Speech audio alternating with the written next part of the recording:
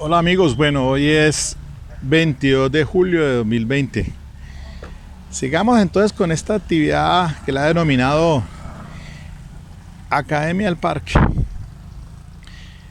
Vengo haciendo entonces referencia al esquema clásico en, en estos estudios de dogmático jurídico penal para iniciados, que así lo he titulado pues en el canal.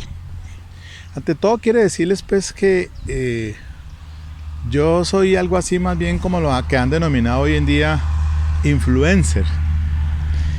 Aquel que tiene influencia para difundir un pensamiento y las ganas de que ustedes sean los futuros abogados en el área penal. Esa es la idea. Rescatar esos, esa actitud hacia esa área del derecho que es una de las más interesantes. Por eso yo estudié en la Universidad de Santiago de Cali y en la década pues en que terminé para 1900, en la década del 80, pues esa influencia que tenía en la universidad era el derecho penal. En esa transición entonces, los 5 años que estudié, pues prácticamente me enfoqué en el área penal y de hecho los 20 y pico de años no he hecho otra cosa sino tener este amor y pasión por esta área del derecho penal. Entonces ese es el objetivo. Alguien me decía, pero es que tú subes esos videos y de tantos que tienes suscriptores no te dan ni 50 likes siquiera. Yo no lo hago con ese objetivo, ni con fines económicos, como los muchachos de hoy en día que son primero en línea en estos temas, en estas áreas, en las redes sociales y lo hacen jocosamente o pues no sé. El único que rescato aquí y que puedo decir que tiene esa incidencia y soy pionero con él, digamos, es con Julio Profe.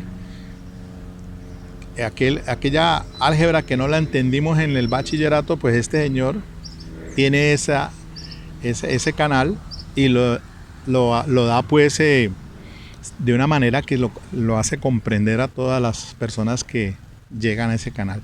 Bueno, igual, hoy en día, mire, con este tema de la pandemia, el boom de las videoconferencias, ya ustedes ven en redes sociales, ahora abundan cierta cantidad de conferencistas y hay que decirlo, es que una cosa es tener el conocimiento y saberlo transmitir. No todos tienen esa habilidad. Hay algunos que tienen el conocimiento pero no lo saben transmitir. Esa es una de las grandes facultades que tiene un docente.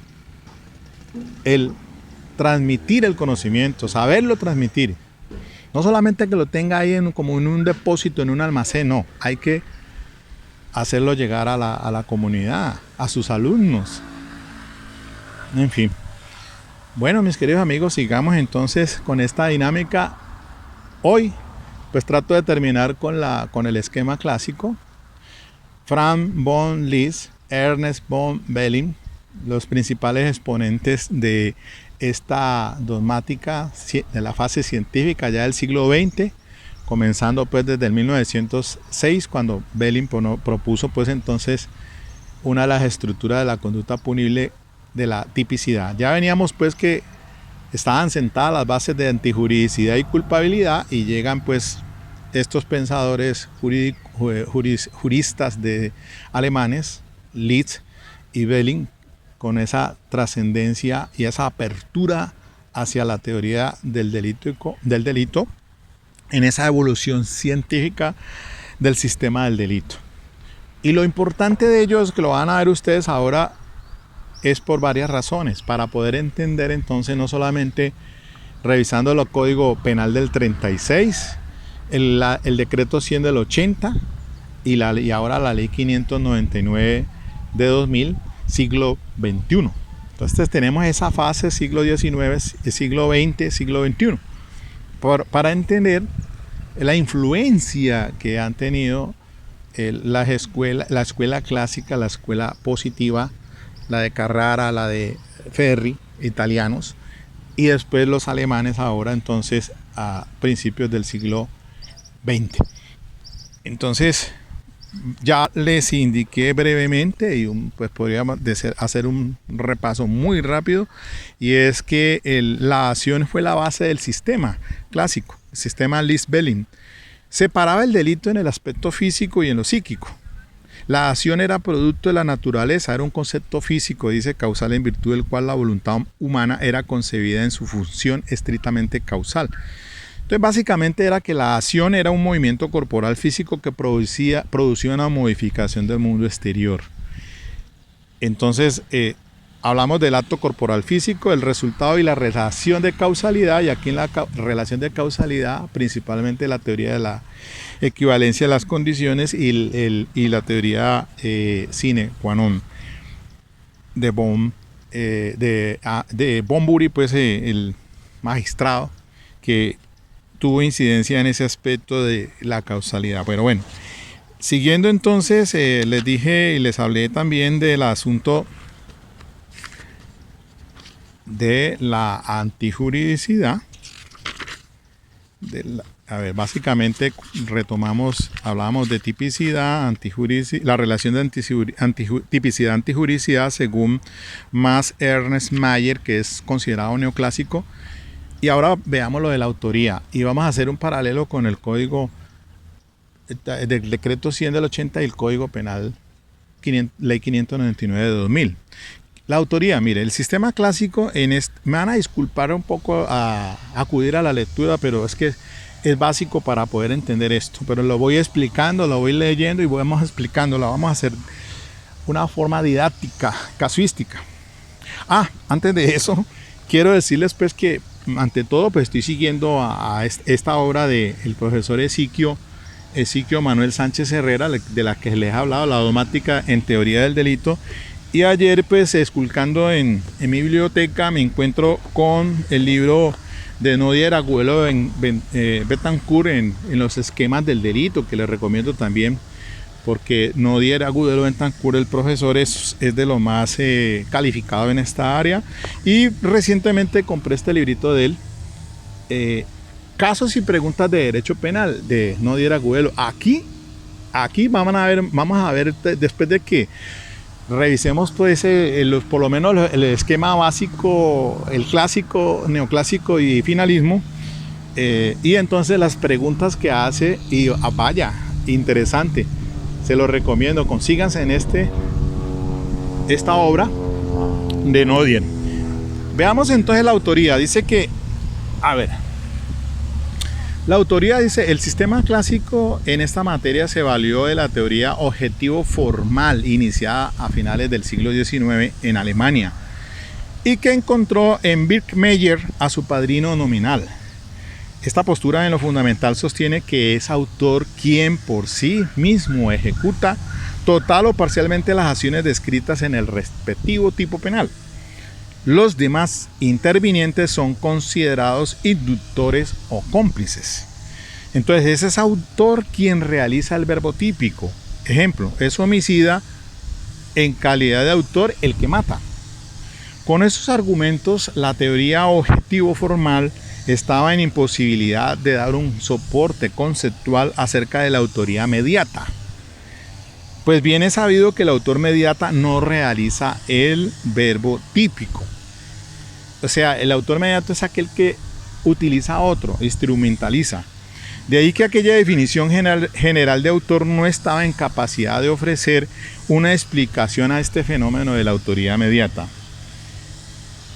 Y miren ustedes que por lo menos ahora en el Código Penal nuestro, al artículo 29, sí contempla claramente lo siguiente. Miren el artículo 29 cuando dice que autor es quien realice la conducta punible por sí mismo o utilizando a otro como instrumento. ¿Ven? Entonces la ley 599 pues sí tiene esa solución, pero no basado en el esquema clásico, porque no tenía esa dificultad. Y respecto, dice que Ernest von Belling, como principal representante de esa teoría objetiva formal, combate la equiparación entre inducción y autoría mediata. Pero cuando señala que la autoría mediata no supone un problema alguno, porque el lenguaje común no vacila en afirmar que aquel que se ha servido de otro como instrumento ha matado. Sacrifica el principio de la teoría objetivo formal. Tampoco está Belin en posibilidad de explicar la coautoría. Mire, aquí hay otro asunto importante. En aquellos eventos en los que el autor no llega a realizar actos de ejecución en sentido objetivo formal, por ejemplo, el jefe de la banda o el organizador del plan delictivo que no realiza actos ejecutivos en aquel momento en que se cumple el hecho, pero que están presentes en ese momento organizando y dirigiendo la ejecución por parte de otros miembros de la organización criminal. Dice que en estos casos no hay la menor duda de que su colaboración al hecho resulta eficaz en el cometido criminal. Sin embargo, no es ejecutiva en sentido objetivo formal. Y al no realizar una intervención objetivo formal, la responsabilidad de estas personas en el hecho era reconducida a la participación criminal, o sea, a la complicidad. Y para ir entendiendo esto, es que el código nuestro, el artículo 599 dice, en el inciso segundo dice así: son coautores los que, mediando un acuerdo común, actúan con división de trabajo criminal atendiendo la importancia del aporte. Entonces, por eso es que hay unos criterios hoy en día en coautoría muy importantes, y aquí están dados unos de ellos, y la jurisprudencia de la Corte Suprema de Justicia de Colombia pues la ha precisado mucho mejor. Mediante un acuerdo común. Ustedes tienen que haber acuerdo común. División de trabajo criminal atendiendo la importancia del aporte, y todo en relación con la acción típica. El autor en sus diversas modalidades incurrirá en la pena prevista para la conducta punible. Mientras que el artículo 30 nuestro actual, ley 599, habla de participación así. Son partícipes ¿quién? El determinador y el cómplice. Quien determine a otro a realizar la conducta antijurídica incurrirá en la pena prevista para la infracción.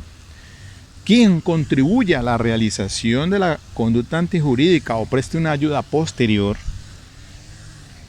por concierto previo o concomitante a la misma, incurre en la pena prevista para la correspondiente infracción, disminuida de una sexta parte a la mitad. Y aquí en el inciso final dice: al interviniente que, no teniendo las calidades especiales exigidas en el tipo penal, concurra en su realización, se le rebajará la pena de una cuarta parte. Ese es el caso cuando personas particulares intervienen como coautores en una conducta calificada de la de un servidor público. Pues bien, sigamos entonces haciendo el análisis aquí. Dice, bueno, hasta allí puedo referirme a ese punto de la autoría. Arranquemos ahora con el tema de la tentativa. Dice que en ese apartado el sistema clásico se valía también de que el injusto objetivo que predicaba se hacía de una teoría objetivo formal para explicar el fenómeno.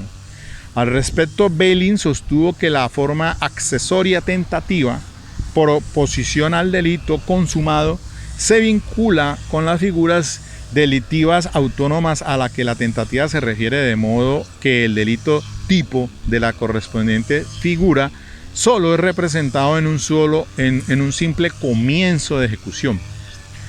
Es decir, que en lugar, por ejemplo, del requisito matar a un hombre, está el requisito de comenzar a matar a un hombre. Con lo cual, para que exista la tentativa, es preciso que el cuadro específico de la tentativa se cumpla objetivamente y además culpablemente. De ahí que se iniciara de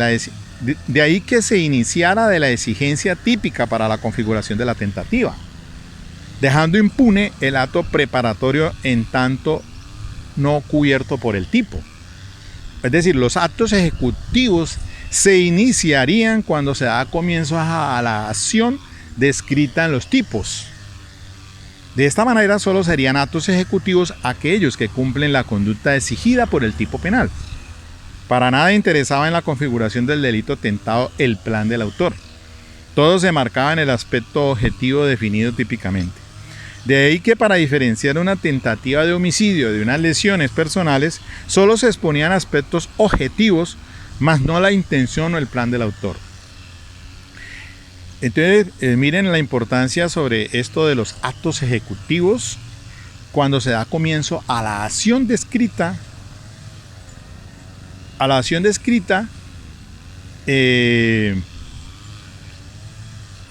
Allí miren lo siguiente. Cojamos el texto de la ley 599.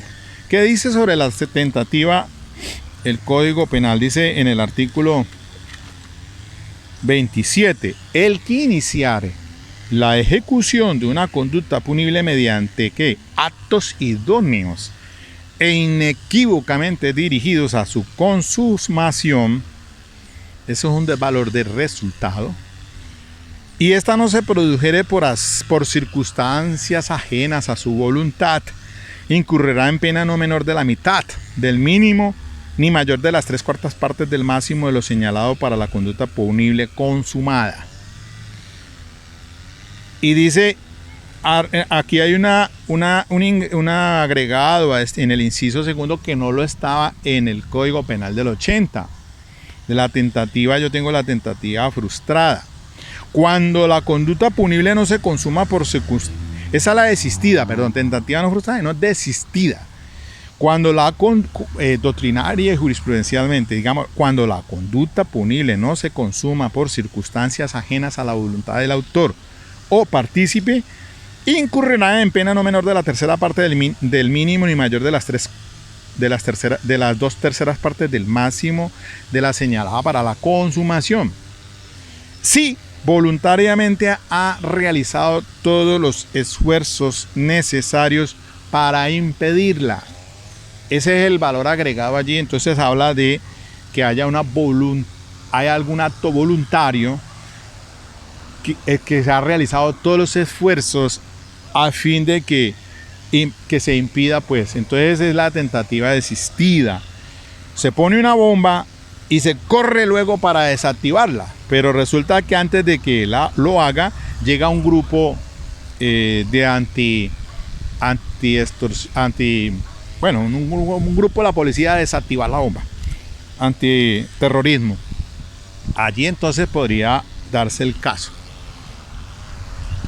Es importante, miren ustedes, la situación que se presenta, porque todo esto ha tenido su gran incidencia en nuestra dogmática jurídico-penal colombiana, también con la ley ahora 599.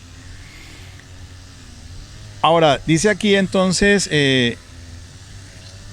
frente a esos postulados completamente formales, surgían legítimas dos críticas. Una primera, que afirmaba el carácter tautológico de la tesis en tanto los actos ejecutivos se inician con el comienzo de la acción típica. Entonces, hay que preguntarse, bueno, ¿y los preparatorios?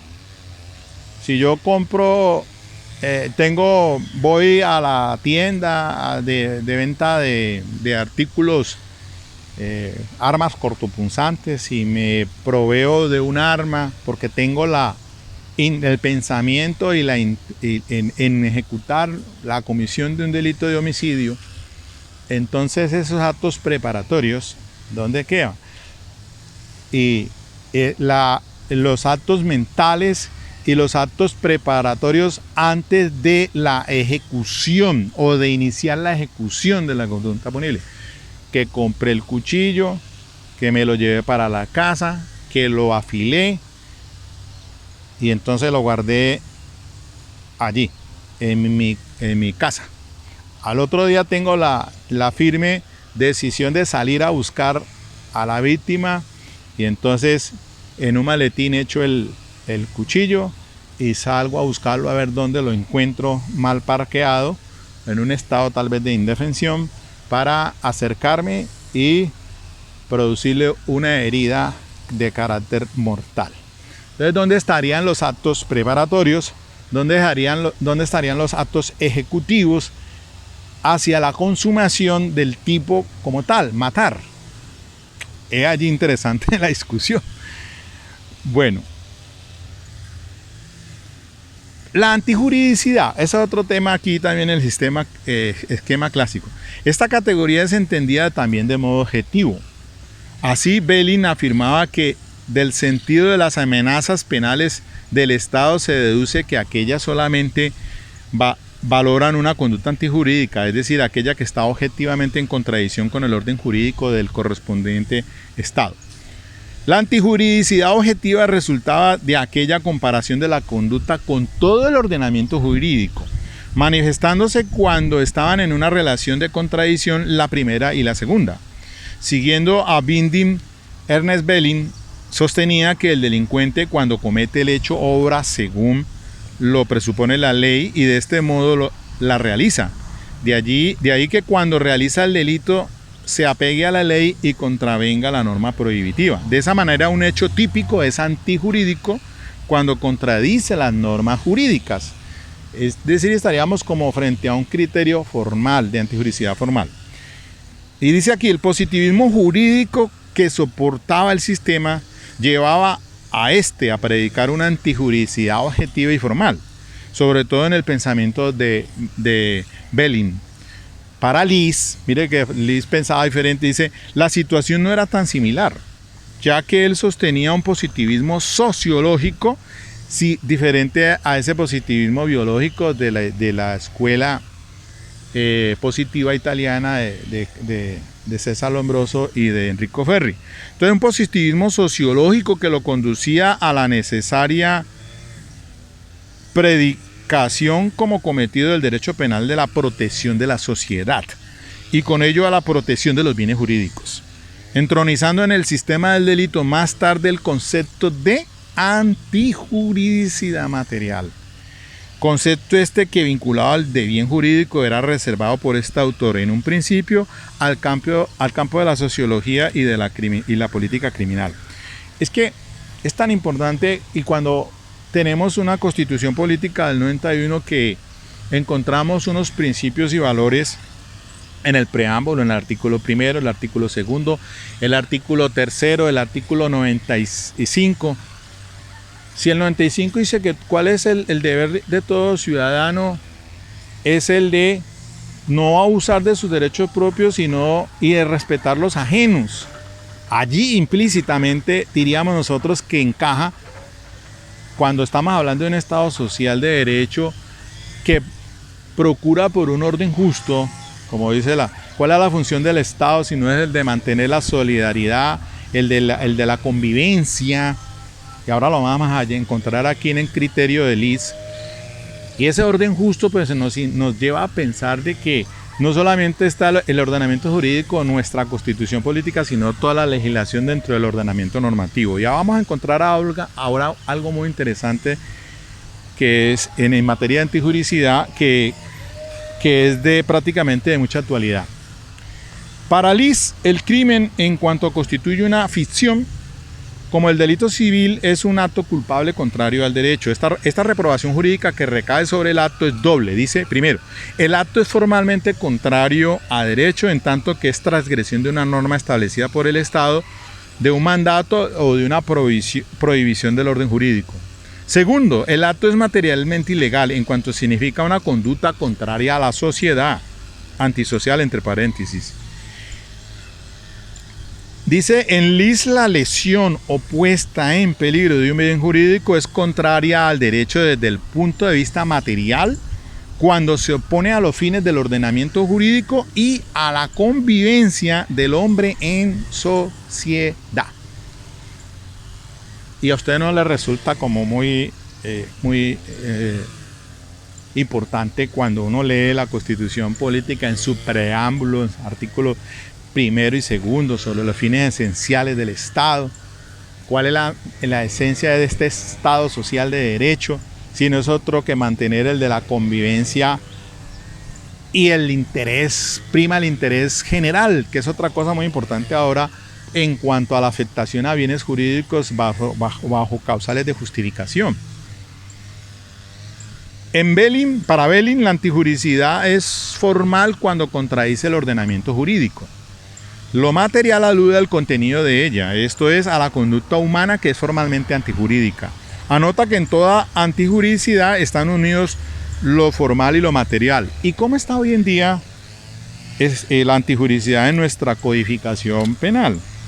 Pues dice muy claramente que para que una conducta típica sea punible se requiere que lesione o ponga efectivamente en peligro, sin justa causa, el bien jurídicamente tutelado por la ley penal. Si ustedes revisan el decreto 100 del 80, decía era, para que una conducta sea típica se requiere es que lesione o ponga en peligro, pero no hablaba de efectivamente. Quizás hay aquí un desarrollo ahora, y es muy bueno en esto que ustedes lean las obras, algunas obras que entre otras cosas después se las puedo enseñar, de Carlos Arturo Gómez Pavalló, de la antijuridicidad material.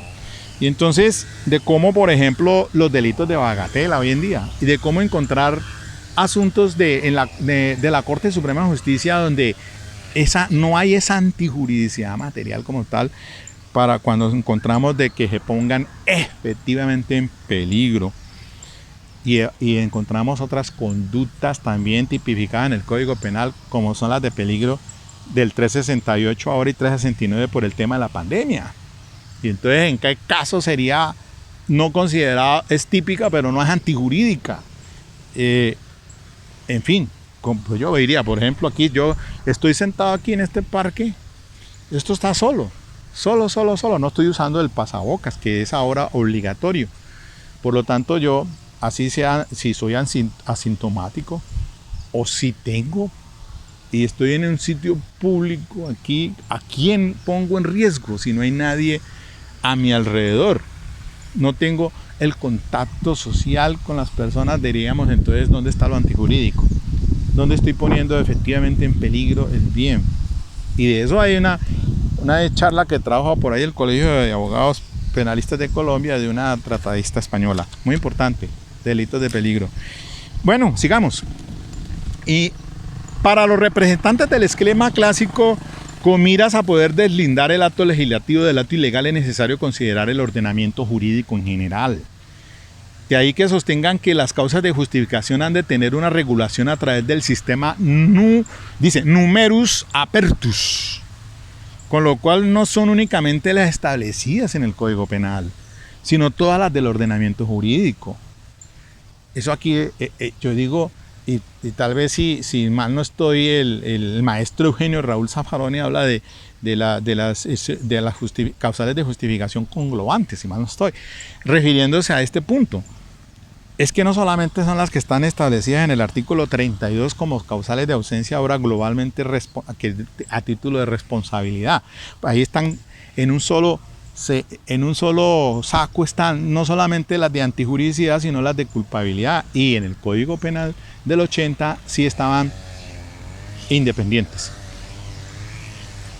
Ahí hay una cosa que hay que mirar respecto a la culpabilidad. Pero bueno, vamos adelante. Dice aquí, primero, si la ley dice, para saber cuándo procede una justificante se debe tener en cuenta los siguientes parámetros. Primero, si la ley autoriza la lesión del bien jurídico, está considerado ese acto legítimo, con lo cual tal conducta no puede considerarse delictiva, una legítima defensa, un estado de necesidad, en fin. Segundo, si no existe esa ley que ordena o permite la lesión o puesta en peligro del bien jurídico, se recurre al examen del contenido material de la conducta como tal. En esa tarea son decisivos los siguientes principios. Primero, esa permisión u orden puede devenir o ser deducida del conjunto de disposiciones que integran en el ordenamiento jurídico. Y cuando hablamos del ordenamiento jurídico estamos hablando de la constitución política, estamos hablando también del bloque de constitucionalidad, estamos hablando de la ley. En fin, el acto puede entenderse considerado legítimo si responde o está conforme con esa finalidad del ordenamiento jurídico. Y dos, ojo con esto, escuchen. De no resultar aplicable el anterior principio, se debe examinar la conveniencia de la conducta teniendo en cuenta el fin, en sentido empírico, de la convivencia regulada por el Estado. de esa manera el mantenimiento de un interés general a costa del de menor importancia puede ser justificado. Y ahora, frente a esta situación que estamos presentando de pandemia, con este hacinamiento, con este aislamiento del que venimos ya, hacinamiento sí en algunas casas, porque eso sí ha sido patético y ha generado que violencia intrafamiliar y hasta delitos de carácter sexual. Qué horror, qué horror, qué horror. Me parece patético esa situación que anunciaron esta mañana. Estaba oyendo de dos bellacos, por no decirlo menos, que amarraron por ahí a 4 niños y no creo que a uno mayorcito lo violaron, bueno, los violaron. Y ahora pues el repudio, los iban a linchar, la población. Es que aquí es donde uno dice y escucha entonces toda esta vaina de las emisoras. Estaba diciendo el locutor ahí que estaba, el periodista que estaba hablando sobre eso, pena de muerte, y ahora que hay cadena, prisión perpetua y que eso lo aprueben rapidito y toda la cosa. Pero bueno, ¿qué pena de muerte? Pues ¿cuál pena de muerte? Vamos a volver al siglo XVIII. No, hay garantismos, obviamente que caiga todo el peso de la ley, y lo que necesitamos es una justicia eficiente, eso sí, para que la víctima y pues obviamente se haga justicia. Es que lo que les decía ayer, la carta magna del delincuente es el Código Penal, pero para darle sus garantías procesales, no para impunidades. Si al sujeto lo encuentran responsable de una conducta punible, pues tiene que responder como tal. Y decía aquí el periodista, y es que hay que aislarlo de la sociedad. Sí, yo sé que hay que aislarlo de la sociedad.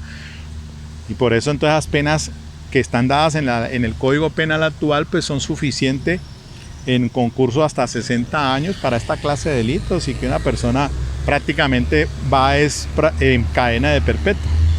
Pero igual, bueno. Entonces el interés general, en esta situación de pandemia les iba a decir, pues claro, es que prima el interés general y hay un aislamiento, es para evitar obviamente que haya la propagación, que ahora están ya al tope las UCI y que incluso la Comisión Ética Médica tiene que determinar en qué casos de esos enfermos pueden pasar a utilizar la UCI. Y en este caso que no hay camas UCI, se está muriendo la gente en la fase 2 viral, porque eso viene a fase 1, a fase 2 y fase 3. Y por eso acá el médico Ospina, pues el alcalde ha querido incursionar con ese tema de la ivermectina a fin de minimizar el riesgo de ese paciente para que no pase a fase 3. Que no sé ni en qué resultados irán, hay que esperar 2 meses para eso.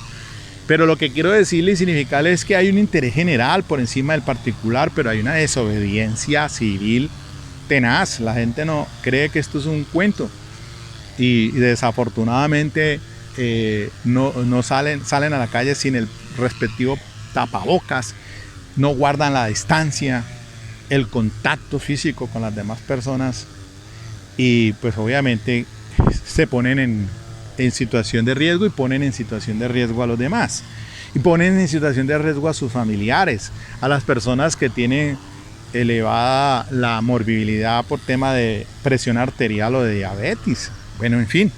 Pero entonces lo que quiere decir es que cuando se trata de estas situaciones hay un interés general entonces que prima a costa del de menor importancia. Entonces vale más para la misma sociedad que el aislamiento, que diría alguien es que me tiene como secuestrado. Es una conducta socialmente adecuada. Pues sí, pero eso obedece a esto particularmente que prima el interés general, y entonces su derecho tiene que responder, en principio se tiene que responder a ese orden justo y a esa convivencia pacífica.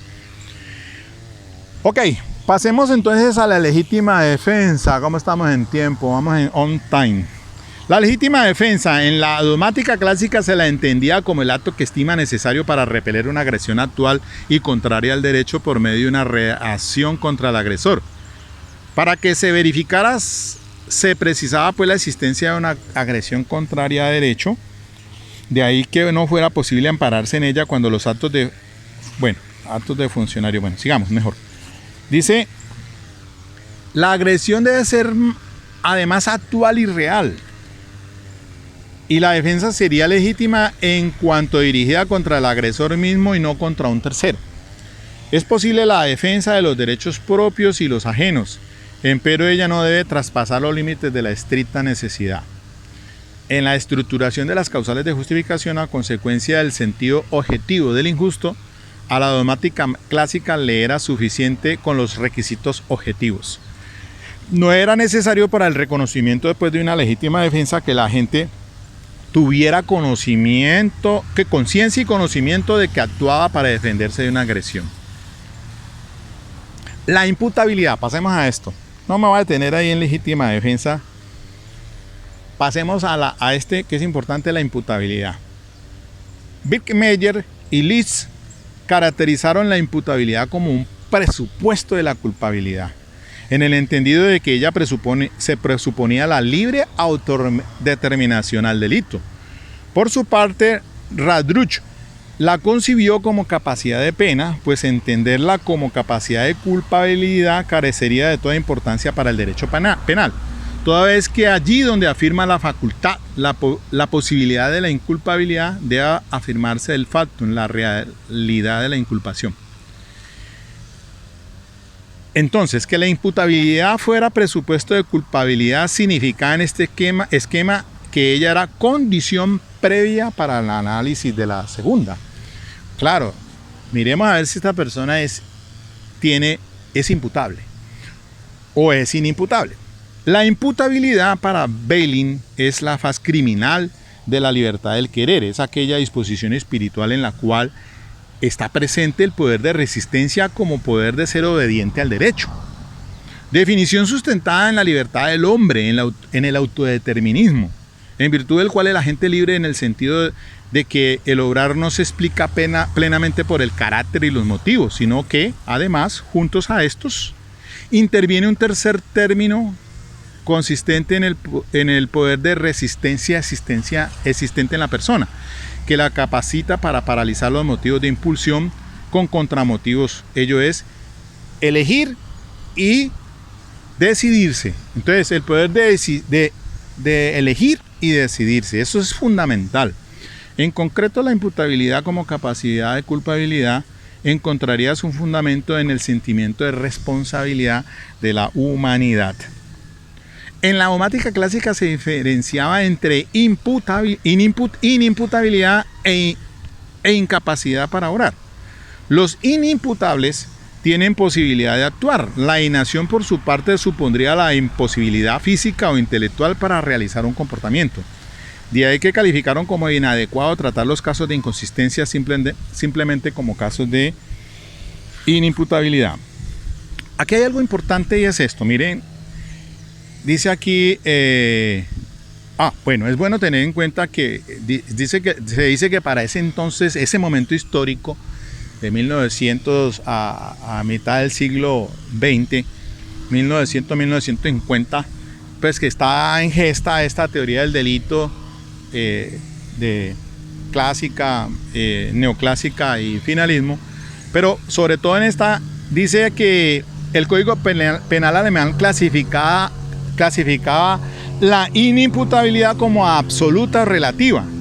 Eran absolutamente inimputables los menores de 14 años cumplidos. Y esto viene dado en nuestro código, la ley 1098 de 2006, que es el Código de Infancia y Adolescencia, porque el menor de 14 años no es responsable, pues para efectos del Código de Infancia y Adolescencia no se le considera pues un individuo para entrar a responsabilizarse. Dice, pero relativamente hay una inimputabilidad y lo eran los adolescentes entre 14 y 18 años, en cuyo caso correspondía al análisis individual del joven para determinar su grado de madurez intelectual y psicológica. Y eso es lo que justamente pues el Código de Infancia y Adolescencia, la edad es entre 14 y 18 años de responsabilidad para los adolescentes. Ya cumplido los 18 años, tiene que responder el joven o ya la persona ante la justicia, la ley 906 de 2004.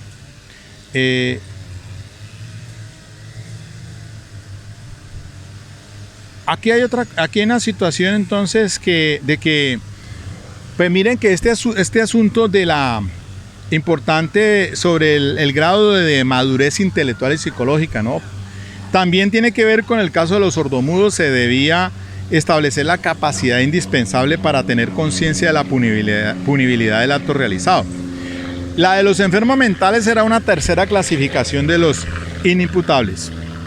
Y esto que es importante, ojo, Belin sostenía en torno a las acciones liberadas in causa, que si alguien se coloca a sí mismo en un estado de incapacidad de querer o de inimputabilidad y ejecuta en tal estado la acción o la omisión que acarrea el resultado, aquí su propio cuerpo es el que desempeña el papel de instrumento.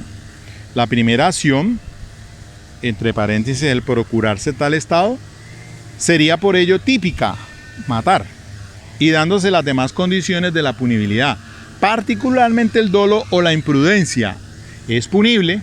Ejemplo, aquí dice el guardagujas ejecuta dolosamente un descarrilamiento, embriagándose completamente y omitiendo en ese estado efectuar el cambio. Y esto es muy importante porque resulta de que si alguien, pues diría en nuestro ordenamiento jurídico cómo se regula ese tema, el de la imputabilidad, y dice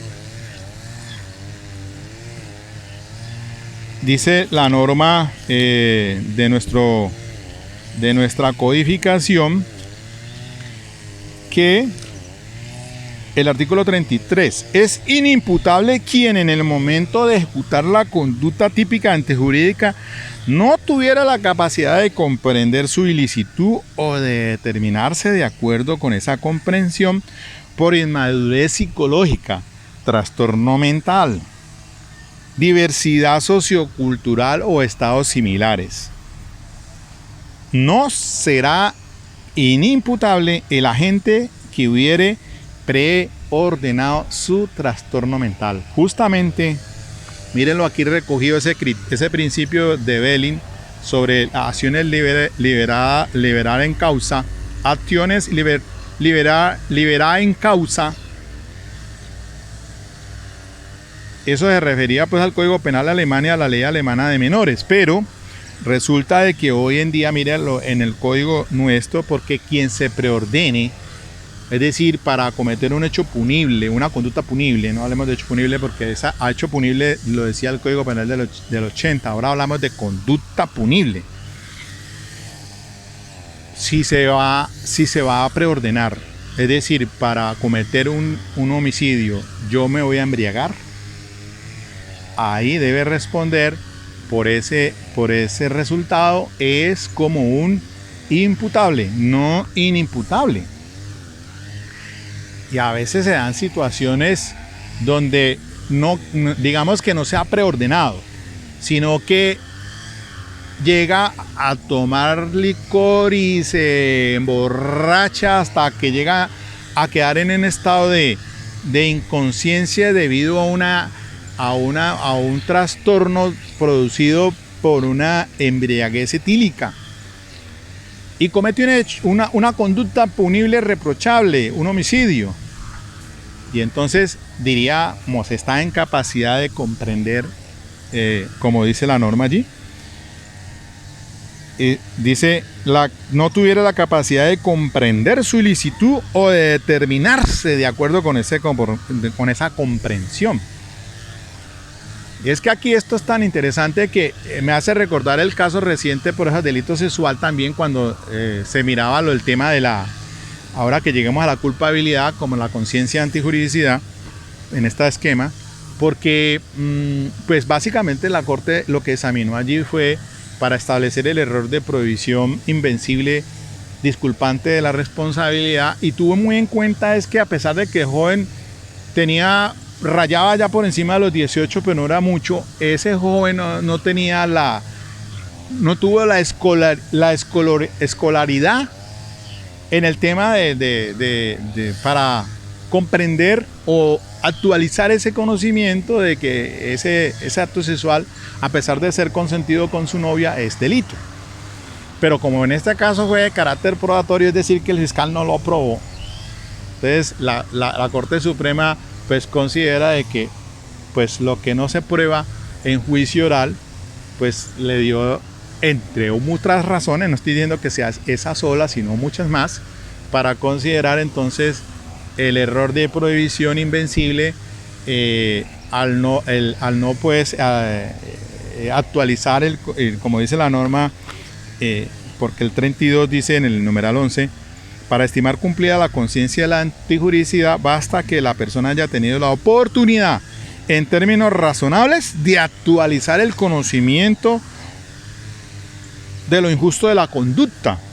Pero como también estamos viendo el 33, ¿en qué casos podría uno decir, bueno, cuándo habrá una situación de capacidad de comprender su ilicitud, ¿no? Entonces, para no irme muy lejos pues del tema, entonces consideremos la situación hipotética de alguien que entra en un estado de embriaguez, que como dicen se le borró el cassette, pero que no lo preordenó y que comete una conducta punible. ¿Cómo entonces? Hay una incapacidad absoluta o relativa. Como no genera secuelas, se le pasó la borrachera y al otro día la pregunta, uy, la cagué, ¿qué fue lo que hice? ¿Cómo así? Eso ha pasado. Eso pasa. Bueno, sigamos entonces. Discúlpeme, un poquito me salí no acostumbro a hacer, soy más bien con una filosofía estoica, es decir, bien, es una expresión que llegue bien en términos decentes, porque no se trata, la indecencia no está bien, no es mi estilo tampoco. El dolo. Lleguemos a la culpabilidad. Bien.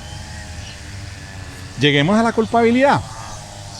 En este esquema del delito, la culpabilidad es concebida como culpabilidad psicológica para denotar de esa forma el aspecto interno de la causalidad, y se le definía como la relación subjetiva entre el autor y su acto.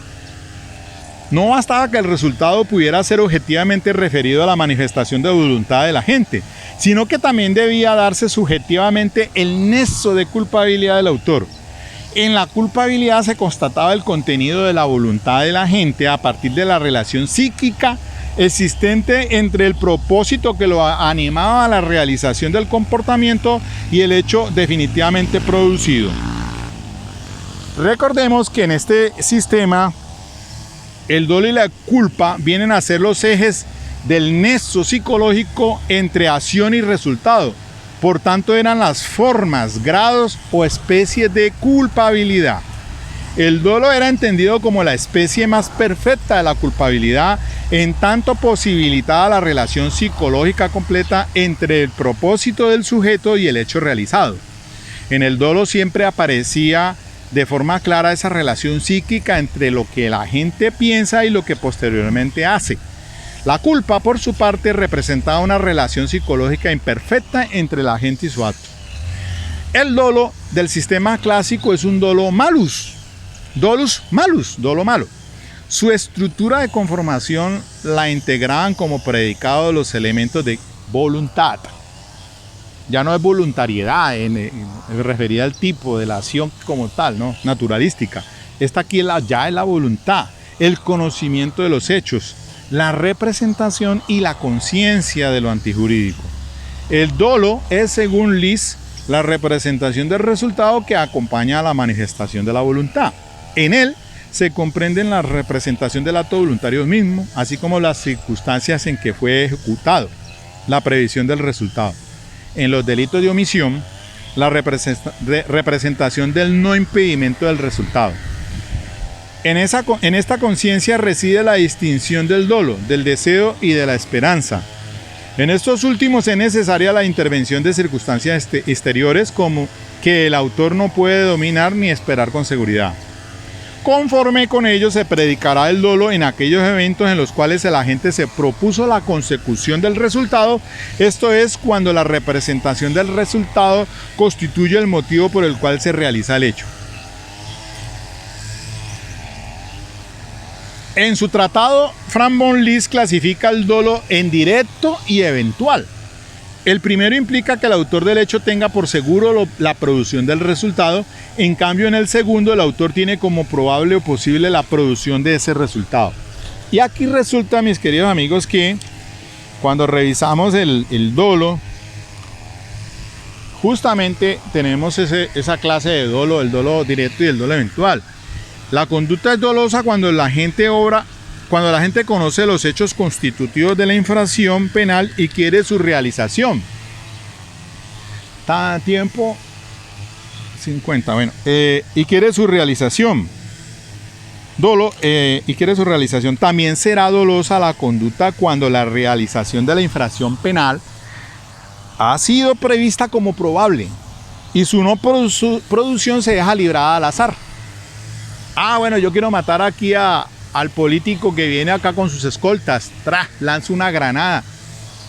Listo, mi objetivo es ahí el político. Si me llevo a los demás por ahí derecho, eso lo dejo librado. Su producción se deja, lo preveo como es previsible que puede suceder y lo dejo librado al azar. Ese es el dolo, famoso dolo eventual. Muy diferente al dolo directo. Pues bien, mire que entonces se recogen ese concepto de Liszt, lo tenemos aquí. La culpa. Ya para ir finalizando, porque tengo el espacio de tiempo reducido para ya pasar a las críticas y terminar. Es la segunda forma de culpabilidad. Se la definía como la causación voluntaria o el no impedimento de un resultado no previsto, pero sí previsible. Es la ignorancia evitable de un elemento esencial del concepto. Aquí en este caso dice requiere para su estructuración de unos elementos configurantes. Primero, la falta de precaución, que comprende la falta de cuidado requerido por el orden jurídico y exigido por el estado de las circunstancias. La medida del cuidado se determinaba según la naturaleza del objetiva del acto emprendido y no según el carácter particular de la gente. 2. La falta de previsión. El hecho debió haber sido previsto por el autor como efecto del movimiento corporal y se debió reconocer la existencia de los restantes elementos esenciales del hecho. La medida es aquí subjetiva, lo que está en cuestión es la capacidad mental de la gente en sentido individual y personal. Y 3. Sentido material de la culpa. Consiste en que el autor no ha reconocido, siéndole posible hacerlo, la significación antisocial de su acto, a causa de su indiferencia frente a las exigencias de la vida social. La culpa, así entendida, no es más que una falta del sentido de orientación del comportamiento. Y ojo, aquí no estaba contemplado lo que hoy sí la violación al deber objetivo de cuidado, unos criterios normativos. Y entonces por eso cuando leemos la culpa nuestra, se habla de culpa con representación y culpa sin representación. La conducta es culposa cuando el resultado típico es producto de la infracción al deber objetivo de cuidado y a la gente debió haberla previsto por ser previsible. O sea, culpa con representación. Debí representarla, pero no lo hice. Esa es la sin representación, perdón. O habiéndolo previsto, confío en poder evitarlo. Esa es, yo me la represento, pero no, hagámosle, listo, voy a salir en el carro así, está botando líquido de frenos. El líquido del freno, no alcanzo a llegar al taller y me monto en el carro y me accidento, ahí produzco un resultado dañoso. Esa es la culpa, con representación, debía habiéndolo previsto, confío en poder evitarlo. O cuando debiendo haberlo previsto por ser previsible. Entonces ahí también se da el caso de que yo también debo tener ser preventivo, cauteloso, debo tener mi carro con la revisión tecnomecánica. No, que va a esperar hasta el último día entonces que mañana se me vence esa revisión tecnomecánica y sin embargo yo me voy en el carro y resulta de que estaba defectuoso el vehículo y produzco un daño, una lesión antijurídica o un resultado dañoso, pues ¿cómo le queda al ojo allí entonces? ¿Cómo le queda la situación? Entonces van a establecer y la causalidad, ¿no? Entonces mire que es que la causalidad, volviendo, en este tema aquí de la causalidad, de la crítica apuntaba precisamente a que era una causalidad naturalística y las críticas que se hicieron a este sistema fueron entre esas la acción que decía que la acción y la causalidad, que posteriormente Hans Belzig, y lo vamos a ver en el finalismo, se apartó de la forma contundente del concepto de acción causal, al expresar que lo que haría jurídico penalmente imputable el resultado del agente no es el hecho de que un hombre lo haya causado, sino que por encima de las infinitas causas ciegas habría un factor determinante que las trasciende, las planea y las conduce, o sea, la voluntad humana. Únicamente en eso residiría la diferencia decisiva, ontológica y ociológicamente fundada entre conducta humana imputable y suceso natural ciego ocurrido por causalidad. Pero ya veremos a Hans Belzig entonces. Entonces, para precisar y terminar en estos 5 minuticos que me quedan en la tipicidad, esta categoría dogmática quedó reducida a la tarea de definición de la conducta que causaba la lesión. Era, entre otras palabras, la descripción de la acción causal. No eran consideradas en su interior aspectos subjetivos ni ingredientes normativos del tipo penal. Encontramos, por ejemplo, en el hurto, dice el que se apropia de cosa ajena. Eso es un ingrediente normativo y vamos a encontrar muchos tipos penales así en esas condiciones, con ingredientes normativos y subjetivos. En el tema de la autoría, la dogmática clásica, como quedó expresado en precedencia, defendía la concesión objetiva formal. Entonces no tenía una explicación ni para la autoría inmediata ni para el tema de la coautoría. Eso ya lo dije allí. En el ámbito de la tentativa, la principal crítica que se le formuló al esquema clásico fue el considerar para su estimación únicamente aspectos objetivos, dejando por fuera el plan o el propósito de la gente. Además de ello, la ubicación del dolo en la culpabilidad implicaba en el ámbito de lo típico de la tentativa un adelantamiento de una de las formas de culpabilidad a la segunda categoría del delito. En lo concerniente a la antijuridicidad, era estrictamente formal. Su determinación en el caso específico, una vez constatada la tipicidad de la acción, quedaba reducida a la comprobación de la existencia de causales de justificación del hecho. Se le critica en este apartado de esa dogmática la falta de considerar en lo antijurídico aspectos normativos y subjetivos. Y sobre la culpabilidad se presentaron las principales críticas. Fue el sustento psicológico de la culpabilidad, el grado de la culpa en la modalidad inconsciente no podía mantenerse, pues resulta claro que en ella ese nexo psíquico entre el querer y el no hacer no se puede predicar. Y terminamos por hoy esta videoconferencia. Espero pues que les sirva de interés. Socialícense, ustedes también pueden consultar y verificar pues todos estos criterios. Ya le dejé allí los libros de consulta y los que usted puedan encontrar al respecto son valiosos, o por papá Google. Ok, mis amigos, chao, chao, chao.